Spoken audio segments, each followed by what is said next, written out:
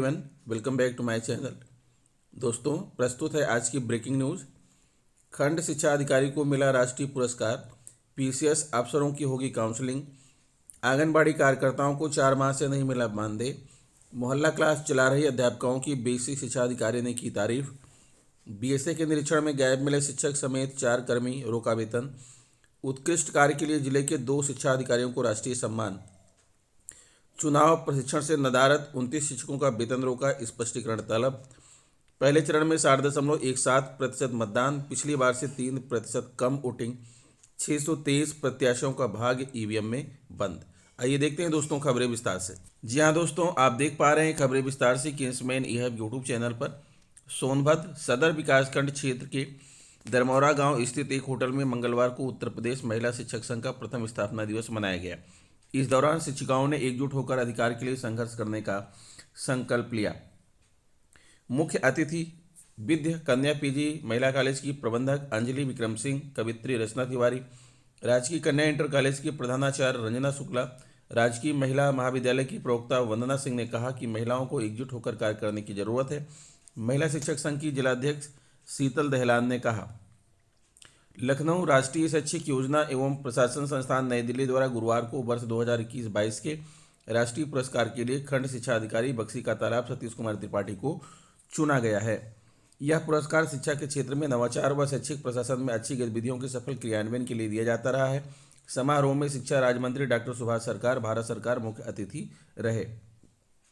लखनऊ प्रांतीय पुलिस सेवा पीसीएस के नए अधिकारियों के विरुद्ध छोटे छोटे मामलों में दंड के बढ़ते प्रकरणों पर नियंत्रण के लिए मुख्य सचिव दुर्गा शंकर मिश्र उनकी काउंसलिंग कराए जाने का निर्देश दिया है। छोटे छोटे मामलों में दंडित होने की वजह से नए पीसीएस अधिकारियों के पदोन्नति की राह न रुके, इसके लिए उन्हें कार्य व आचरण में सुधार के लिए प्रेरित किया जाएगा। अपर मुख्य सचिव गृह अनुज कुमार अवस्थी ने डीजीपी मुकुल गोयल को पत्र लिखा है। पीपीएस संवर्ग की प्रोन्नति के लिए विभागीय चयन समिति की बैठक के दौरान पात्रता सूची के अफसरों के सेवा अभिलेख देखे गए थे, जिसमें सामने आया था कि नए अधिकारियों को छोटे छोटे मामलों में दंडित किया गया है। बैठक की अध्यक्षता कर रहे मुख्य सचिव ने इसे लेकर चिंता जताई थी और नए पीसीएस अधिकारियों को पुलिस विभाग की कार्यप्रणाली से भलीभांति परिचित कराए जाने के साथ समय समय पर वरिष्ठ अफसरों के स्तर पर उनकी काउंसलिंग कराए जाने की बात कही थी, जिससे अधिकारियों के कार्य व आचरण में सुधार लाया जा सके। अफसरों की कार्यकुशलता बढ़ने से उसका लाभ लोगों को मिल सके। कम से कम दंडित होने की दशा में अफसरों को पदोन्नति के अधिक अवसर प्राप्त हो सकेंगे। काउंसलिंग के बाद भी यदि किसी अधिकारी के कार्य व आचरण में सुधार नहीं होता है तो उसके विरुद्ध कठोर कार्रवाई भी की जाएगी। अपर मुख्य सचिव गृह ने खासकर कनिष्ठ अफसरों की काउंसलिंग कराने के साथ ही उन्हें अच्छे कार्य आचरण के लिए प्रोत्साहित किए जाने की बात कही। लखनऊ चुनावी मौसम में सरकार चलाने वाली भाजपा समेत सभी राजनीतिक दल कर्मचारियों के हित में तमाम घोषणाएं कर रहे हैं, लेकिन बाल विकास एवं पुष्टाहार विभाग के 3.50 लाख आंगनबाड़ी कार्यकर्ताओं व सहायिकाओं को पिछले 4 महीने से और इतनी ही संख्या में काम करने वाले रसोइयों को 8 महीने से मानदेय न मिलने के मुद्दे पर कोई नहीं बोल रहा है। इन कार्यकर्ताओं के अक्टूबर के बाद से अब तक मानदेय नहीं मिला है। ऐसे में आंगनबाड़ी कार्यकर्ताओं का छठ, नया साल, मकर संक्रांति, बसंत पंचमी जैसे त्यौहार बिना मानदेय के ही बीत गए। इस वजह से आंगनबाड़ी कार्यकर्ताओं में सरकार के खिलाफ नाराजगी व्यक्त की है।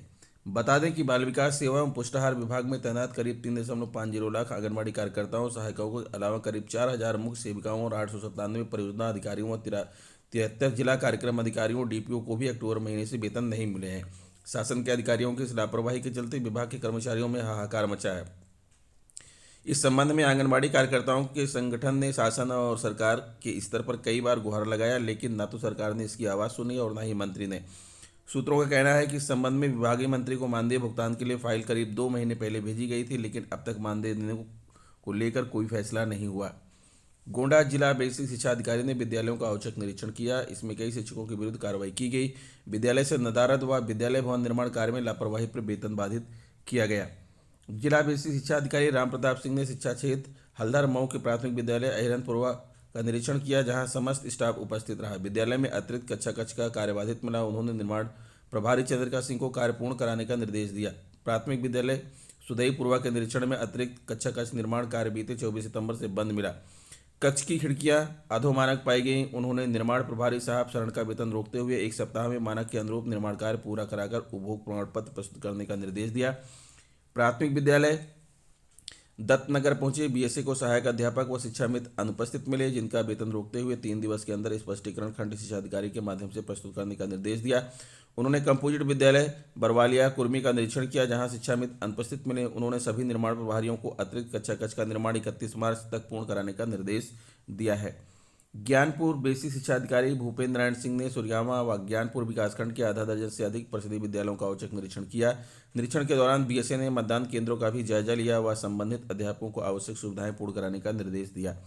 बीएसए के निरीक्षण में कंपोजिट विद्यालय पाली में डॉक्टर प्रतिभा मिश्रा एवं पालचंदा द्वारा मोहल्ला क्लास लिया जा रहा है। बीएसए ने संबंधित अध्यापकों को बधाई देते हुए प्रशंसा की।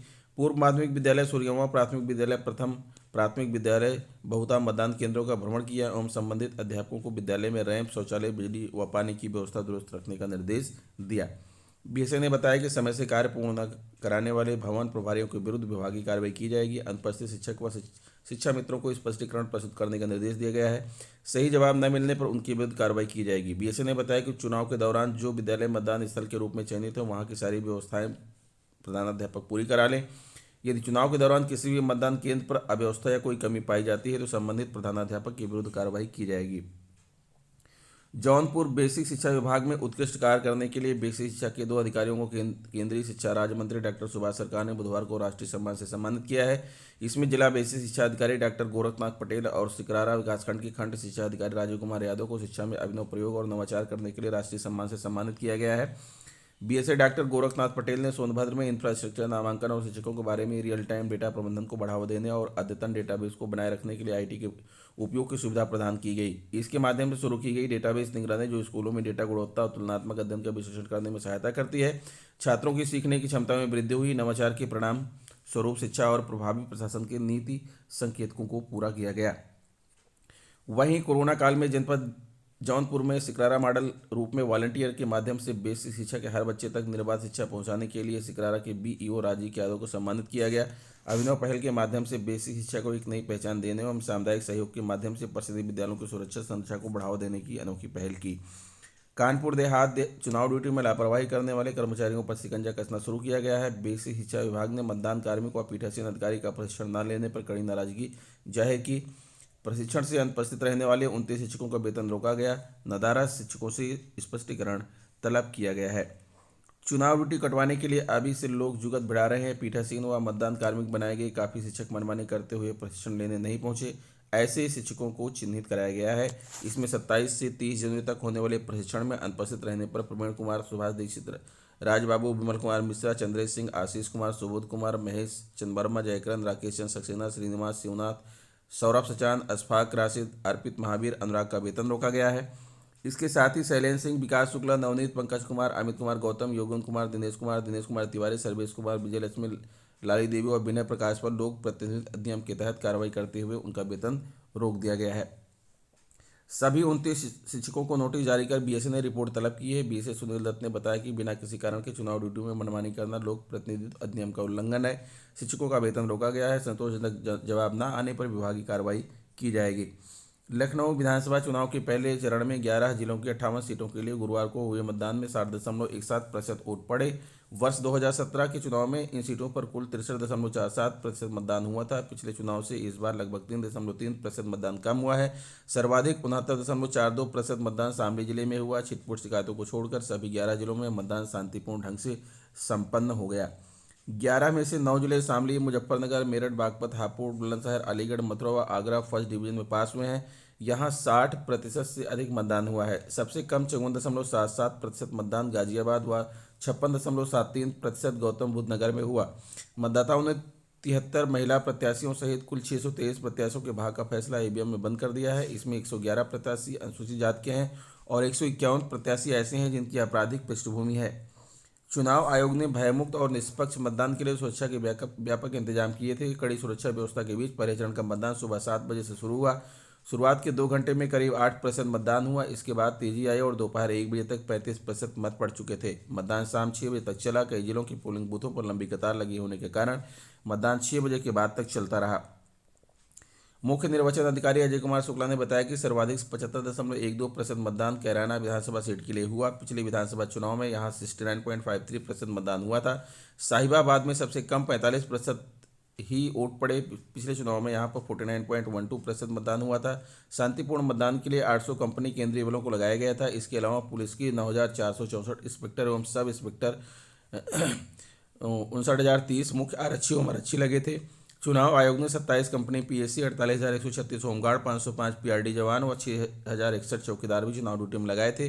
पहले चरण की निर्वाचन प्रक्रिया पर नजर रखने के लिए आयोग ने एक वरिष्ठ सामान्य प्रेक्षक, एक वरिष्ठ पुलिस प्रेक्षक तथा 2 वरिष्ठ प्रेक्षक भी तैनात किए थे। तो दोस्तों मुख्य निर्वाचन अधिकारी ने बताया कि मतदाताओं की सुविधा के लिए पहले चरण में 10,853 मतदान केंद्र, 26,027 पोलिंग बूथ बनाए गए थे। इसमें 467 आदर्श मतदान केंद्र व 139 पग पोलिंग बूथ बनाए गए थे। इसमें सभी कर्मी महिलाएं थी। 61 पीडब्ल्यूडी पोलिंग बूथ भी बनाए गए थे। इसमें दिव्यांगजनों की सुविधा के इंतजाम किए गए थे। पहले चरण के चुनाव के लिए कुल 1,20,876 कर्मियों को लगाया गया था। मुजफ्फरनगर के आज़ाद स्कूल बूथ पर मतदान के लिए कतारबद्ध महिलाएं जागरण 2017 में 63.47% हुई थी वोटिंग। तो दोस्तों ये रहा आज का ब्रेकिंग न्यूज़। आशा करता हूँ वीडियो आपको अच्छी लगी होगी। अगर वीडियो अच्छी लगी है तो प्लीज़ मेरे चैनल को सब्सक्राइब कर लीजिए, बेल आइकन को प्रेस कर दीजिए। मिलते हैं आपसे नेक्स्ट वीडियो में कुछ नई जानकारी लेकर, तब तक के लिए नमस्कार।